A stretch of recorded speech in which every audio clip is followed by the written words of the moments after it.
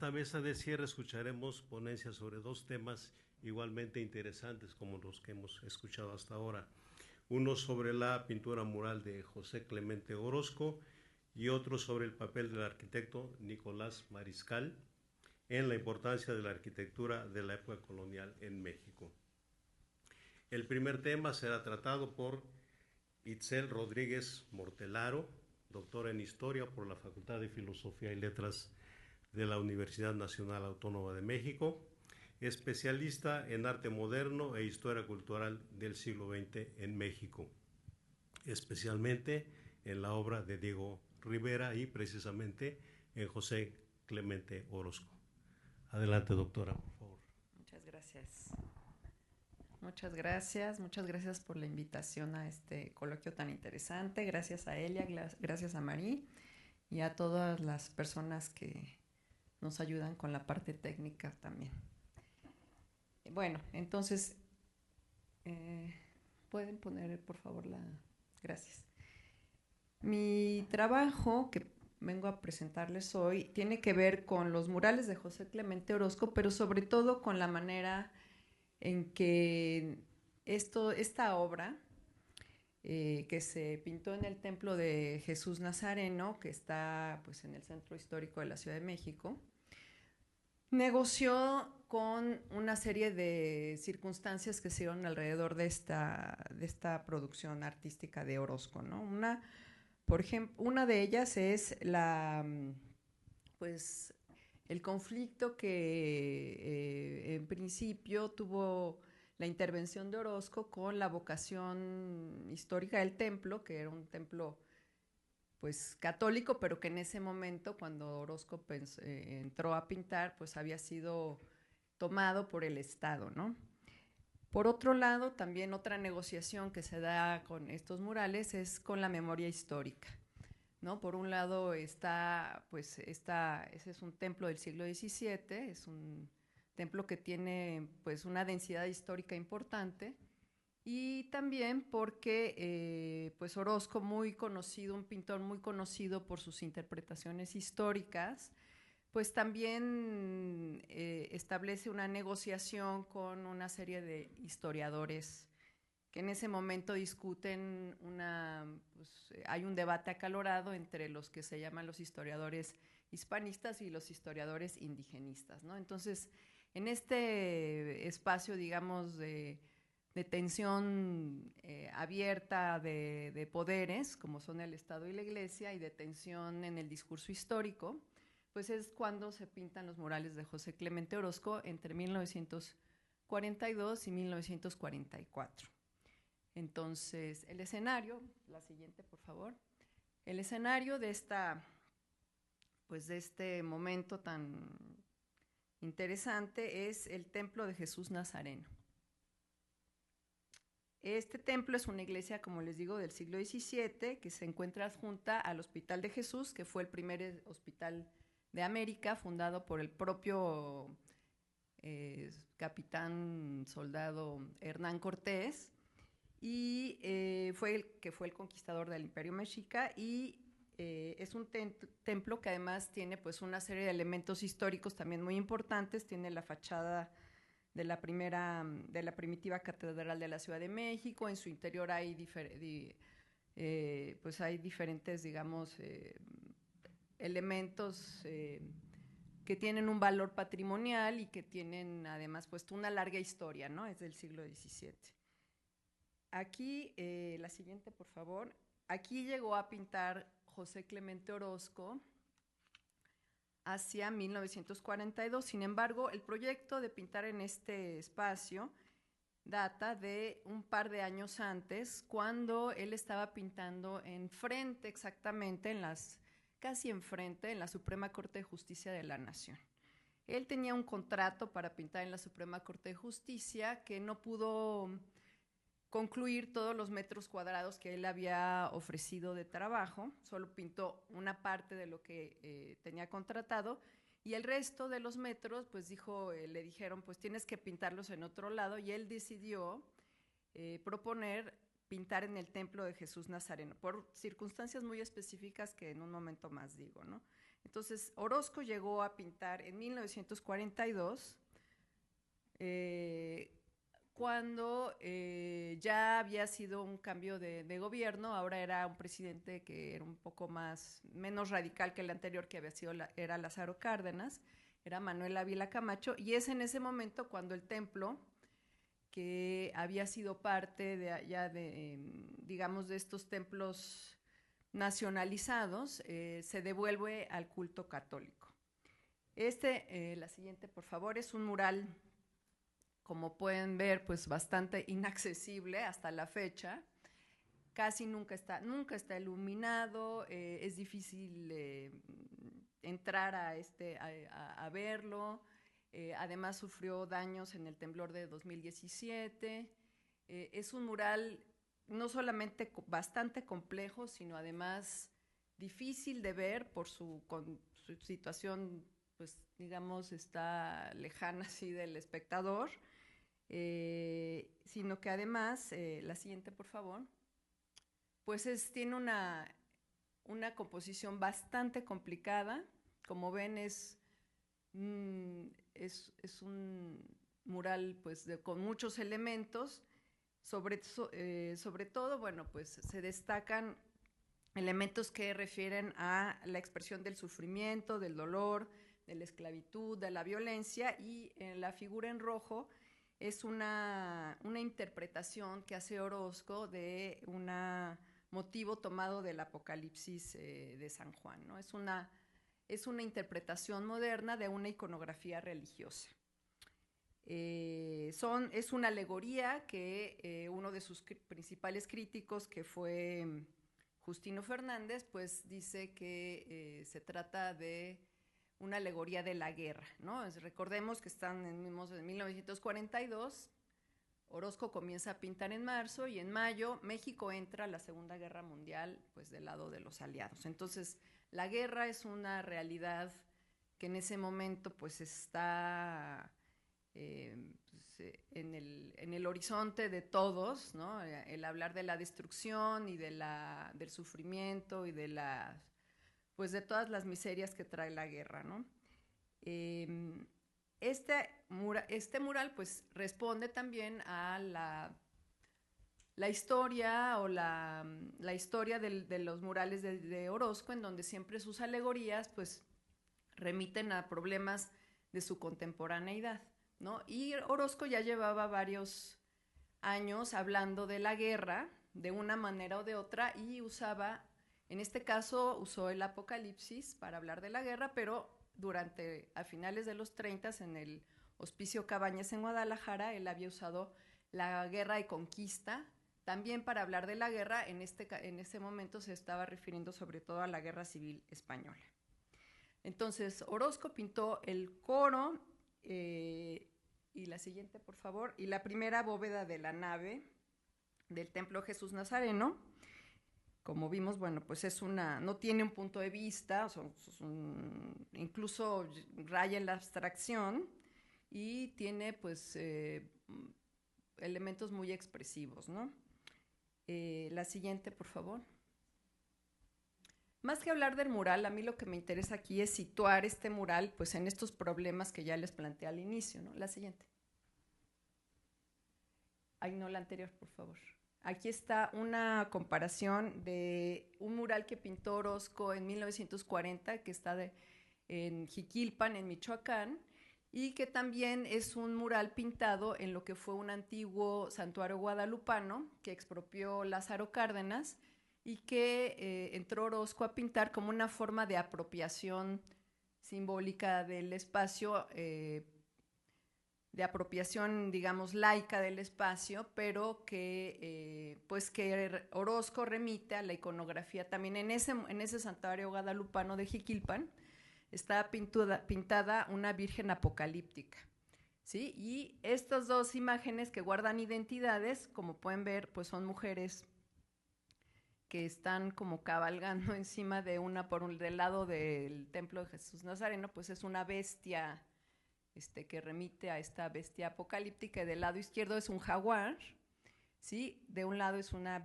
especie de virgen que podría pues pensarse pues, así. Bueno, no voy a ahondar en eso porque ya no tengo tanto tiempo, pero para que vean cómo hay identidades, no solo en las imágenes, sino en la estrategia de Orozco de cómo reconvertir el espacio en términos de una nueva, digamos, imaginario del muralismo posrevolucionario. Entonces, la que sigue, por favor.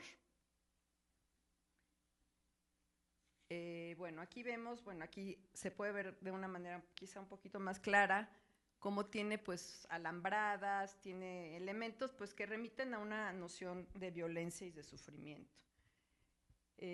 Lo interesante también es que Orozco era un pintor pues anticlerical, o sea, todo el mundo sabía que Orozco había pintado diferentes, en diferentes momentos pues unas críticas a la Iglesia Católica, a la institución misma y caricaturas en donde se burlaba de diferentes prelados a lo largo, incluso desde la Revolución empezaba él además a pintar, a hacer estas caricaturas anticlericales. Además él había participado como espectador, pero también de una manera un poco, pues sí, dando su anuencia a la toma de un templo católico en 1914, acompañando a los batallones rojos en Veracruz, ¿no? Él había atestiguado la destrucción de los santos y de algún modo como que estaba de acuerdo, ¿no? Entonces, el hecho de que entrara Orozco a una iglesia a pintar, pues eso resultaba bastante provocador para la iglesia, ¿no? La siguiente. Aquí viene esta parte en donde, pues es una estrategia del Estado también, el hecho de que, pues, mande a Orozco, le haya permitido pintar unos murales aquí, ¿no? Esta iglesia, este templo, había sido desde 1931 expropiado y entregado a la beneficencia privada, que estuvo pues prácticamente toda la década de los 30 teniendo ahí un espacio para atención ¿cómo se llama? De como enfermería, algo así. Y también, bueno, ya les había anticipado que cuando sube a la presidencia Ávila Camacho, pues se les devuelve el templo al culto católico. Entonces, este templo pues con tanta historia, pues había sido privado de su posibilidad de seguir con esta vocación religiosa. Ahí fue cuando también en estos años, hacia finales de los 30, un grupo de historiadores que estaban en el Hospital de Jesús, ahí había una sede de una sociedad de historiadores que se llamó la Sociedad de Estudios Cortesianos, digamos que de algún modo se vuelven los que administran simbólicamente el templo de Jesús Nazareno, ¿no? Entonces, como sabemos, pues el conflicto entre la Iglesia y el Estado en México pues data del siglo XIX, ¿sí? Desde pues, la segunda mitad del siglo XIX y todo el periodo de la Reforma, y se recrudece pues en el siglo XX durante la Guerra Cristera. Entonces, sigue habiendo una enorme tensión en la Ciudad de México con todos estos templos que fueron pues nacionalizados y fueron entregados a diferentes fines, a diferentes finalidades. Algunos de ellos pues sí más o menos tenían una actividad más o menos relacionada con la beneficencia, pero otros para nada, ¿no? A archivos, a bibliotecas e incluso a lo que decían la Iglesia Católica, a nuestros enemigos, ¿no? Que eran algunas iglesias protestantes. Bueno, la siguiente, por favor.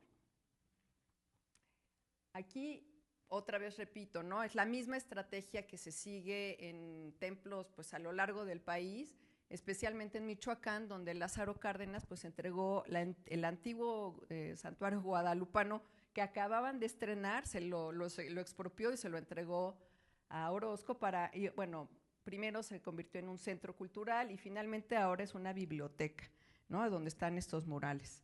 Entonces, Orozco formó parte de esta estrategia estatal de reconversión de los templos católicos en espacios laicos, que cumplían con estas expectativas de reeducación revolucionaria y de reformismo estatal. A ver, la siguiente. Ahora, la memoria histórica de este espacio urbano, del Templo de Jesús Nazareno, pues también tiene una enorme importancia en lo que, en este momento entre los 30 y los 40. La siguiente, por favor. Es un espacio, bueno, que tiene un enorme referente histórico porque es el espacio donde se encontraba pues, el centro político de la ciudad de Tenochtitlan, que después será la Ciudad de México. Aquí estaba, pues, es el escenario de la conquista del pueblo mexica, ya digamos en el siglo XVI, y también es el escenario donde se da toda una remodelación urbana, una transformación urbana durante los 20 y los 30, pues también que responde a la configuración de un espacio de poder por parte de los gobiernos revolucionarios, ¿no? Hay muchas obras que se hacen entre 20 y 30 que tiene que ver pues, con que estos gobiernos postrevolucionarios quieren ejercer un control sobre el espacio público. La siguiente, por favor.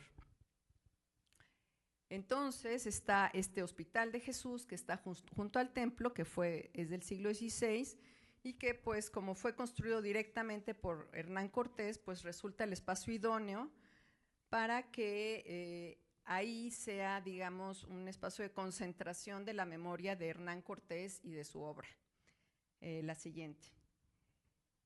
Hay a un costado del Templo de Jesús Nazareno hay un mosaico conmemorativo de uno de los hitos de la conquista, que fue el encuentro entre Moctezuma y Cortés en 1519, ¿no? Ese es la llegada de la calzada de Iztapalapa, que llega a lo que era pues, el centro de México, Tenochtitlan, ¿no? Esto está muy bien documentado y descrito en muchas fuentes de la conquista. E incluso pues este hito se convierte en un motivo pues ya iconográfico, hay un montón de imágenes, la siguiente por favor, en biombos, en pinturas exentas, en tableros de concha nácar, donde se ve el encuentro entre Moctezuma y Cortés, ¿no? Uno de los últimos tlatoanis con este capitán. Bueno, entonces, la siguiente, por favor. Hernán Cortés muere en 1547 y precisamente en 1947 se va a conmemorar el 4º centenario de la muerte del conquistador. Para ello se preparan pues, todos los, digamos, estos historiadores hispanistas y todos para hacer una conmemoración y por eso se funda la Sociedad de Estudios Cortesianos. ¿Sí? La Sociedad de Estudios Cortesianos lo que hace es preparar publicaciones que tienen que ver con Hernán Cortés como una manera de hacer un homenaje a la figura histórica.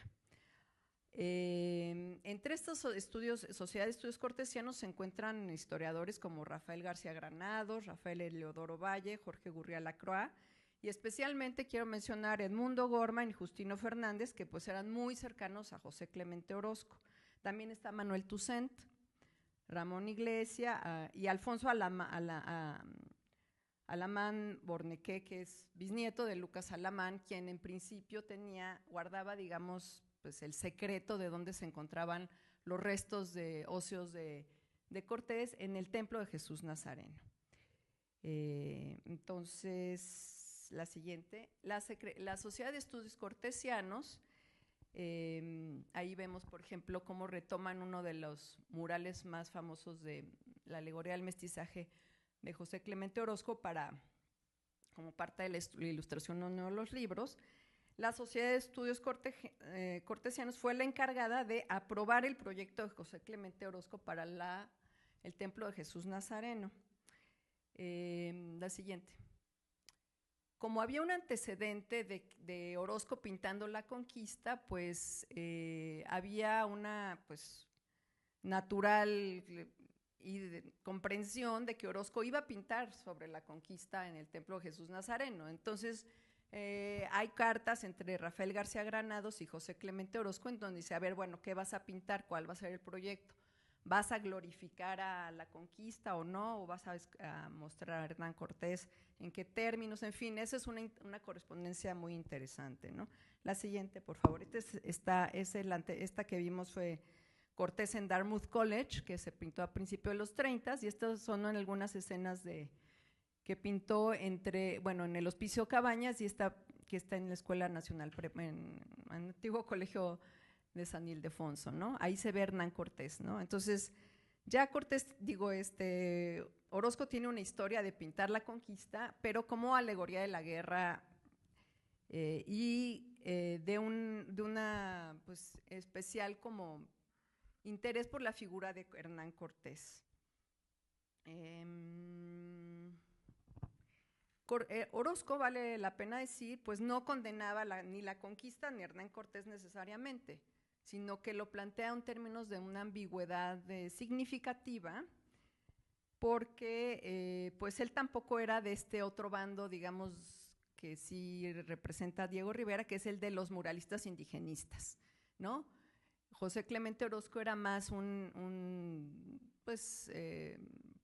planteaba una visión veladamente hispanista, veladamente digo porque no era abierta, y pues eso fue una de las cosas que además él discutía tanto con Edmundo Gorman como con Justino Fernández. Entonces, la siguiente, por favor. Ya vamos a ver, bueno, aquí se ve otra vez, sus murales en la Suprema Corte de Justicia, donde también tiene que ver con la conquista, pero ya no me voy a detener. Siguiente.